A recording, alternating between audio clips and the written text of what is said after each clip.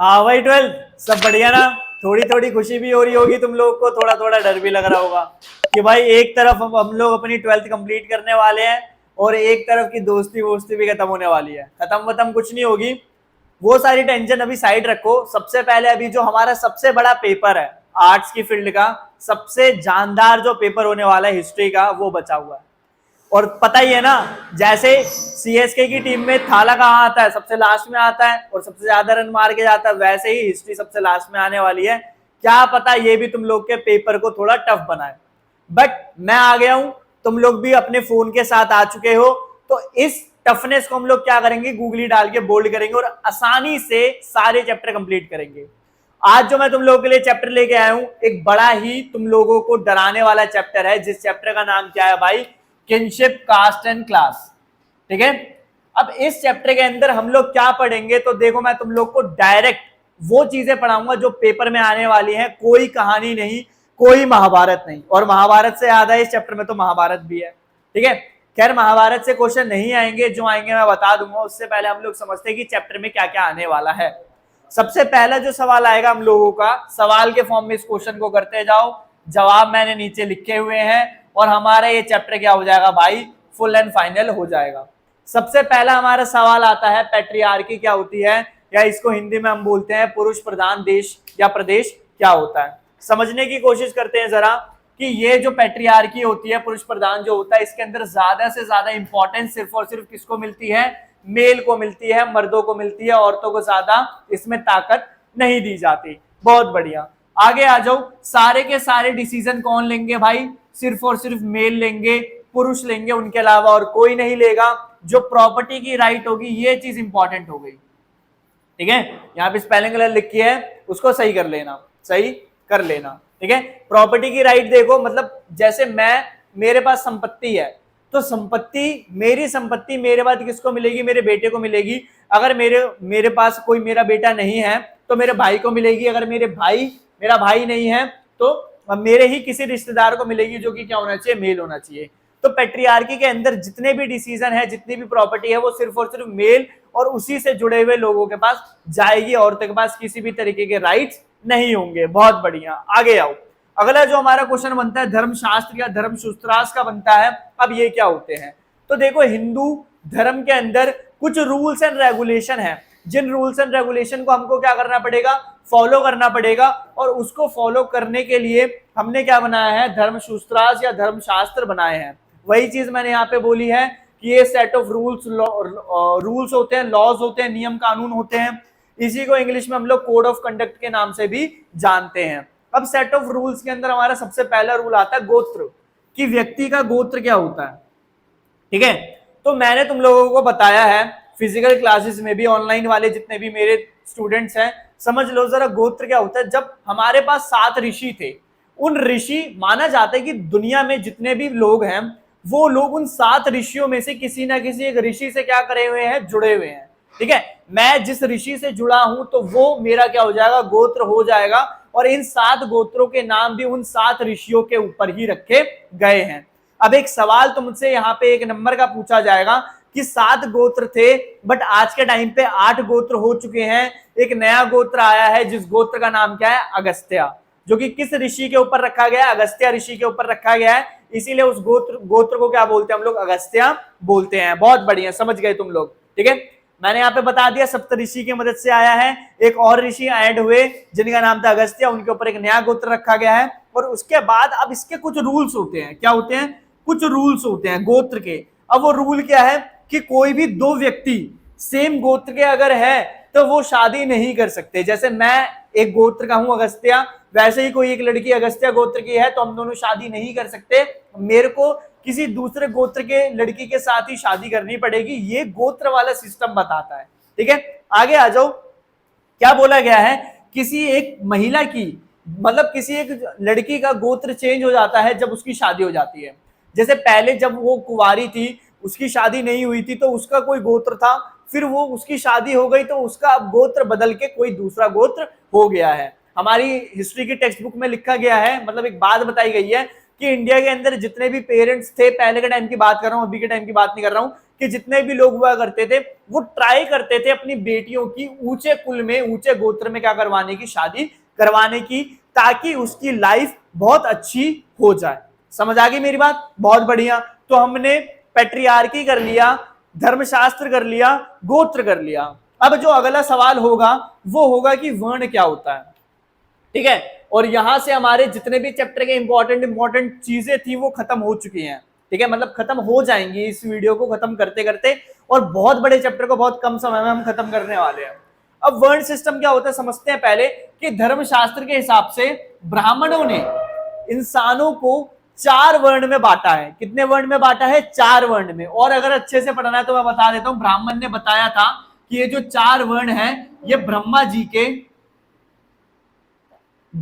के अलग अलग बॉडी पार्ट से निकल के आए हैं। अब वो बॉडी पार्ट तुम लोग याद कर लेना होमवर्क के लिए, वैसे पेपर में नहीं आएगा, बट अगर तुम लोगों को नॉलेज के लिए जानना है तो जान लेना कि कौन कहां से ब्रह्मा जी के किस बॉडी पार्ट से कौन सा व्यक्ति निकला है।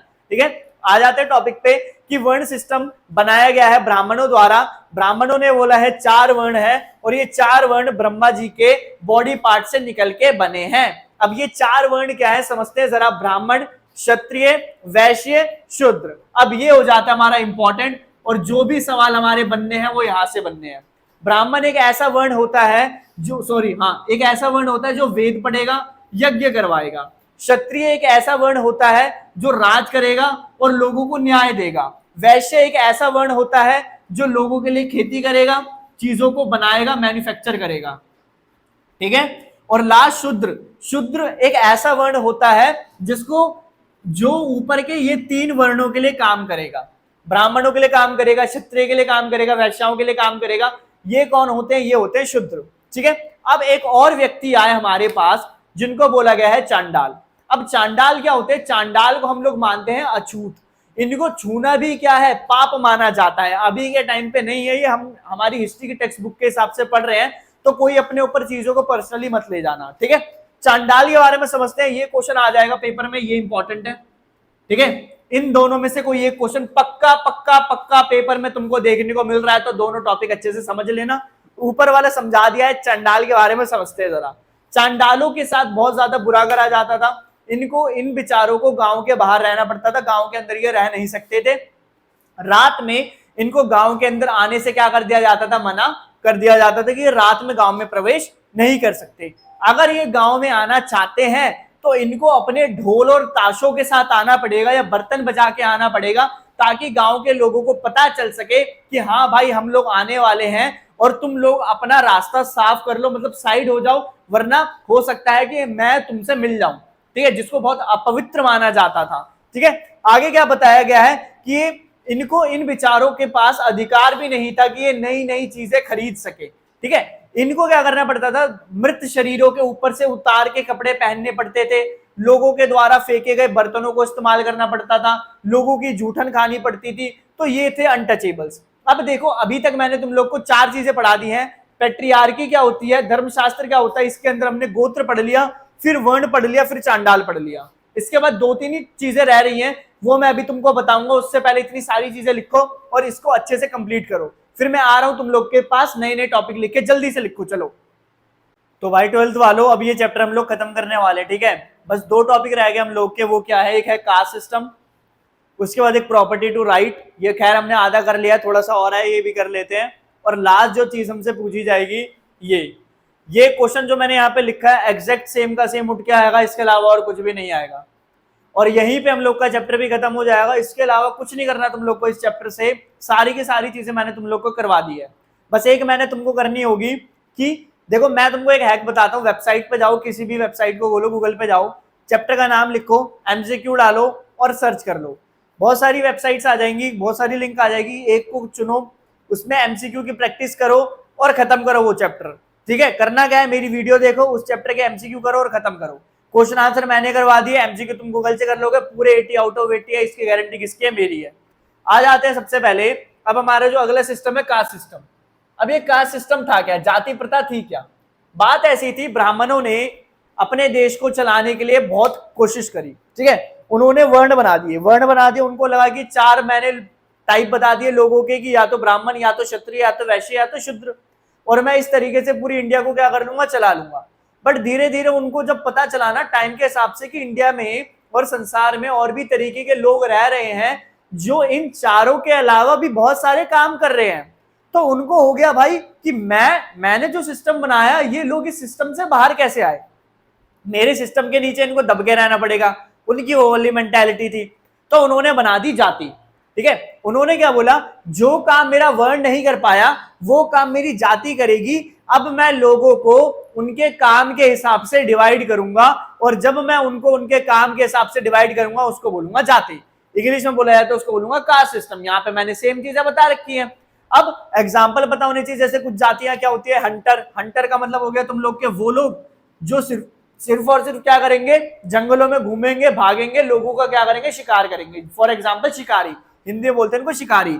एक होते हैं निषाद, निषाद का मतलब ये होता है वो लोग जो कहाँ रह रहे हैं, जंगल में रह रहे हैं। अब तुमको पता होगा ना, राम जी सीता मैया जब जा रहे थे वनवास पे तो उनकी रक्षा किसने करी थी, निषाद राज ने। निषाद राज कौन थे, जंगल का राजा। समझ आ गई ना बात, वो कौन थे, राम जी के दोस्त थे। ठीक है, तो निषाद हो गए। एक हो गए गोल्डस्मिथ, गोल्डस्मिथ का मतलब क्या हो गया, सुनार। सुनार का काम क्या होता है, सिर्फ सोने से जुड़ी हुई चीजें करना, इसलिए उनको सुनार बोलते हैं।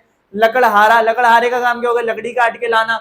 और वैसे ही अलग अलग काम करने वाले लोगों को अलग अलग व्याख्याएं दी गई, जिनको हमने क्या बोला, कास्ट सिस्टम मतलब जाति प्रथा। अब आ जाते हैं अगले टॉपिक पे। ये क्वेश्चन भी अच्छा है, हो सकता है आ जाए, और बहुत आसान है। आ गया तो तुम लोग के लिए क्या है, स्माइली है भाई, कि कुछ करना ही नहीं है, बस हमको क्या कर देना, आंसर लिख देना। जैसे सारी की सारी प्रॉपर्टी की राइट किसके पास होती थी, औरतों के पास, परंतु एक स्त्री धन नाम की चीज होती थी। स्त्री धन क्या होता था, औरतों से जुड़ा हुआ धन। जैसे किसी एक लड़की की शादी हुई, उसके घर वालों ने उसको कुछ चीजें दी, कुछ पैसे दे दिए, तोहफे दे दिए, जेवर दे दिया, तो वो जेवर जेवरात सिर्फ और सिर्फ वो औरत ही रख सकती है। उसके ऊपर उसके हस्बैंड का कोई भी मतलब कोई भी अधिकार नहीं है। इसीलिए उस चीज को क्या बोला जाता है, स्त्री धन बोला जाता है। अब देखो एक क्वेश्चन ये है कि वर्ण के हिसाब से, ठीक है, वर्ण के हिसाब से हमको बताना है कि प्रॉपर्टी के राइट क्या है, किस किस वर्ण के पास प्रॉपर्टी के राइट है। तो तुमको सबसे पहले ये बोलना है कि ब्राह्मण और क्षत्रिय, ऊपर के जो दो थे, इनके पास सबसे ज्यादा प्रॉपर्टियां हुआ करती थी, और ये सबसे ज्यादा क्या थे, अमीर थे। क्षत्रिय तो भाई लड़ाई करके प्रॉपर्टी जीत लेते थे, और वो ब्राह्मणों की सेवा करते थे, तो ब्राह्मणों को वो जमीनें क्या कर देते थे, दान में दे देते थे। अब आ गई बात वैश्याओं की, मतलब फार्मर्स की। फार्मर के पास ठीक ठाक जमीनें हुआ करती थी, वो उनको अगर जमीनें लेनी होती थी तो वो राजाओं से मांग लिया करते थे, अगर अच्छा राजा होता था तो दे देते थे। अब आ गए शूद्र।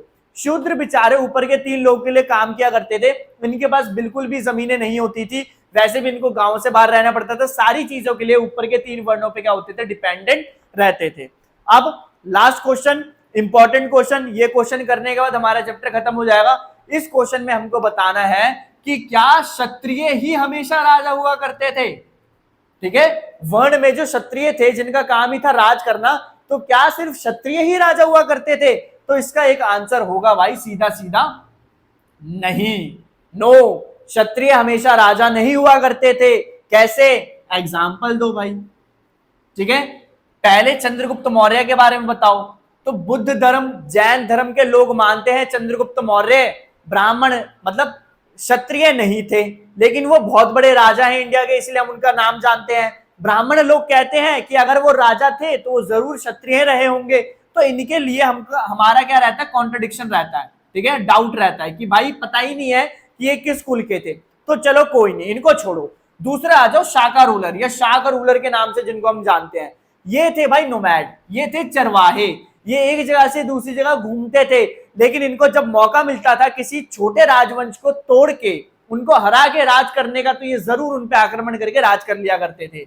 तो शाका रूलर ये थे नोमैड, चरवाहे थे, जंगली लोग थे, कबीले में रहने वाले लोग थे, परंतु जब इनको चांस मिलता था तो ये राजपाट भी अपना लिया करते थे लड़ाई करके। तो ये हमारा एक बेस्ट एग्जाम्पल हो गया।